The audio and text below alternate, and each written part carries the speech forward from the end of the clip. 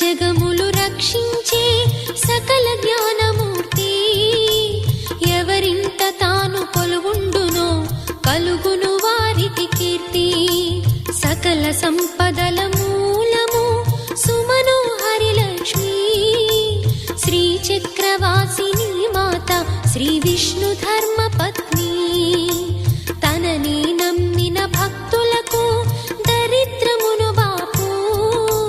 కొలిచెడి వనితల కొంగులలో బంగారము నింపు.